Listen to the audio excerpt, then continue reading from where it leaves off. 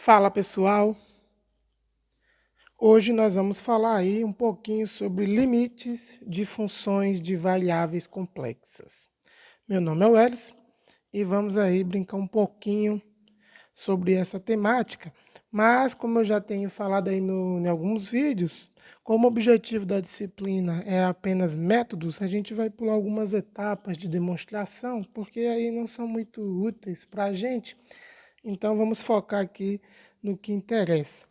E no assunto de hoje, que nós vamos falar, basicamente, de maneira simplificada, vocês vão perceber que a ideia é praticamente igual ao que a gente faz lá no curso de cálculo, né? Quando a gente define a ideia de limite. Então, basicamente, a gente vai fazer a mesma coisa, só que agora com uma função complexa. Só isso, tá bom? Então, não tem muito segredo, não. Então, vamos lá para a ideia. Então, supõe aí, ó, vamos falar aqui do nosso limite. Então, vamos supor aí, ó, suponha que você tem uma função, né? A gente já definiu na última aula uma função complexa da variável z. Agora z é uma variável, ele já não é mais um número fixo, é um, escrever aqui na z, ele é um número aqui a mais yb, tá certo? Qualquer que você possa escolher. Então, você pode dar o valor para aqui, por exemplo, 2, 3, 5, 8, enfim. Tem uma imensidão de possibilidades.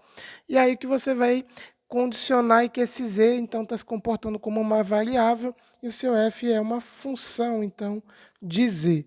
Tranquilo? Beleza. Se z é uma variável complexa, então, se z, né, por definição, é complexo, então, nós definimos que a função também vai retornar para a gente uma quantidade complexa também, que aí nós definimos com uma letrinha de u, então que vai ser uma componente de x e y, né? Onde o meu x é esse termo aqui, mais o meu y, eram as nossas definições para um número complexo. Então, vai retornar uma funçãozinha que pode depender de x e y simultâneo. Não é obrigatório, mas em geral é isso que vai acontecer. Mais uma parte imaginária que depende também de x e y. É isso que acontece. Então, nós temos essa função. E aí, a ideia é a gente retornar as propriedades dos limites aqui para um número, para uma função complexa. Então, não é nada muito complicado, não. Tranquilo, pessoal? Então, antes de a gente começar aí, ó, deixa o seu like, compartilha o vídeo e se inscreve no canal para dar aquela moral aí para a gente. Beleza? Então, bora lá. Ó. Então, a primeira questão é como a gente definia, né? Então, o limite de uma função f de z. Só que o que vai mudar agora? A gente vai dizer que a nossa função, a nossa variável z, vai tender para um número complexo qualquer que a gente está interessado. Então, a gente quer saber qual o comportamento dessa função f de z quando z tende para um ponto z0. E aí, já vamos dar uma roubadinha aqui de maneira bem rápida.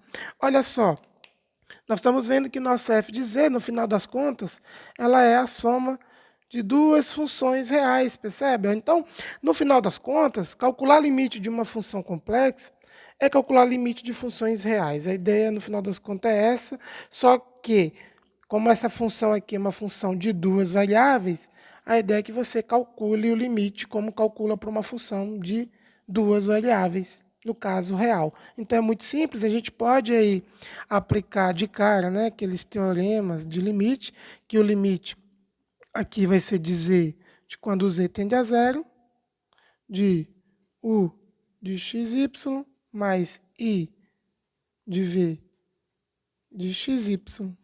E a gente sabe que o limite de uma soma é igual à soma dos limites.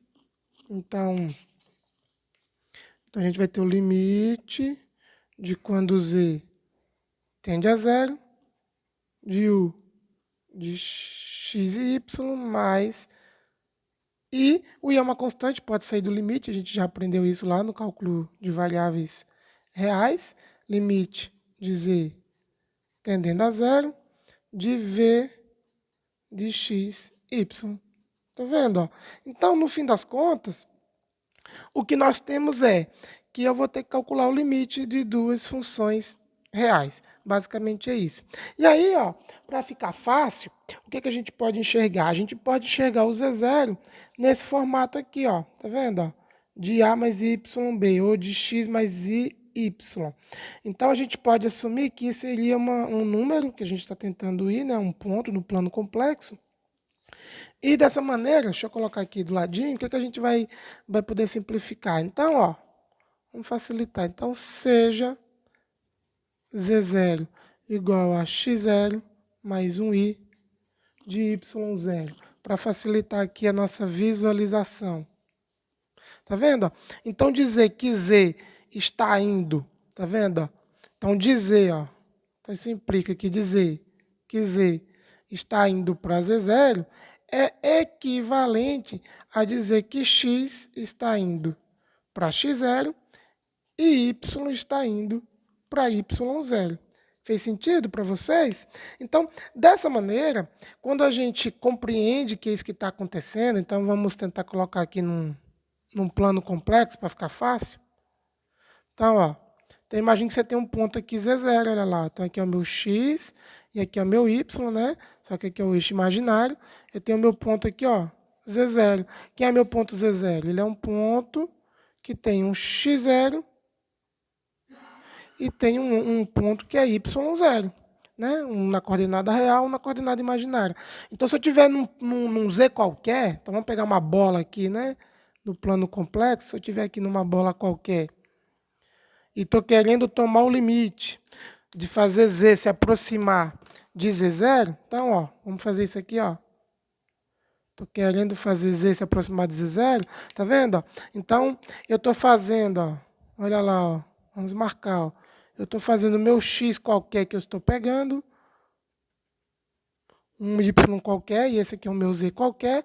Então, eu estou fazendo, na verdade, o X tender para X0 e o meu Y tender para Y0. Espero que isso tenha ficado claro. Sendo assim, se isso é verdade, a gente pode, então, reescrever a nossa notação do limite de f de z. Então, a gente pode fazer o seguinte, ó, então, ó, o limite de quando z tende a zero de f de z é equivalente ao limite de quando x tende a x0, y tende a y0 de f de z.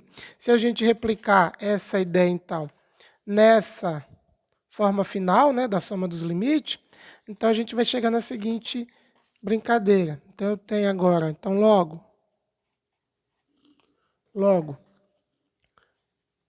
limite de x tendendo a x0, y tendendo a y0 de f de z é equivalente ao limite de x tendendo a x0, y tendendo a y0 de u de xy mais o limite, colocar o izinho aqui, né, de x tendendo a x0, y tendendo a y0 de v de x, y. E no final das contas a gente pode então atribuir que se esse limite existe, tá certo? Então se esse limite existe, a gente vai chamar ele de u0. Então vamos chamar ele aqui de u de zero para fazer que é uma representação do limite dessa condição.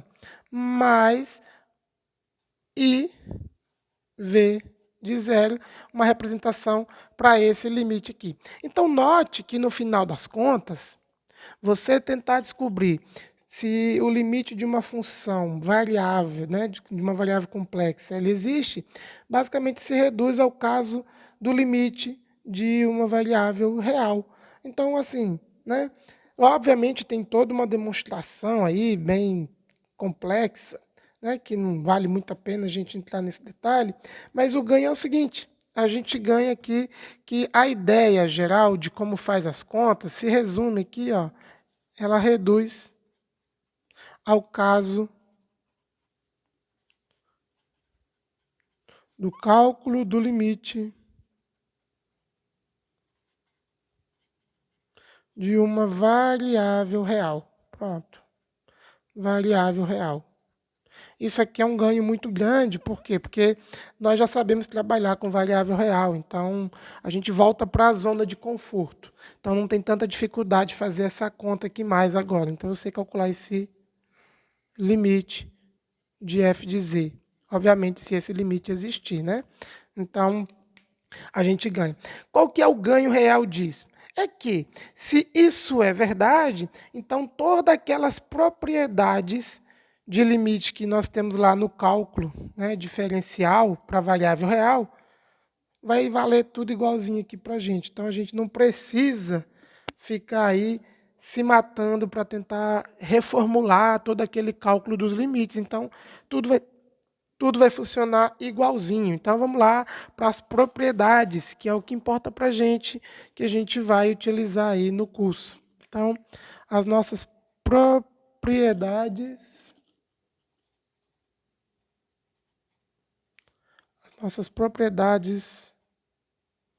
do,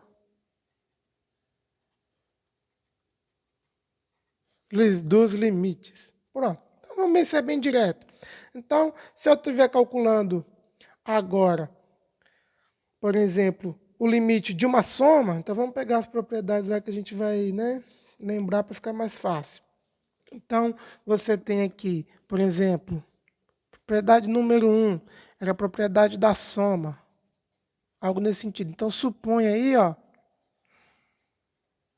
suponha duas funções de variáveis complexas. Então, suponha um f de z e uma função g de z. Então, se eu estou tomando o limite, né? O limite dessa soma, de quando z tende a zero, da soma de f de z mais g de z, isso aqui também vai dar como a soma dos limites. Limite de z tendendo a zero, de f de z, mais o limite de g de z, de quando z tende a zero. Então, aqui, tanto f de z como g de z são funções complexas, tá certo? Deixa eu botar aqui mais para baixo. São complexas.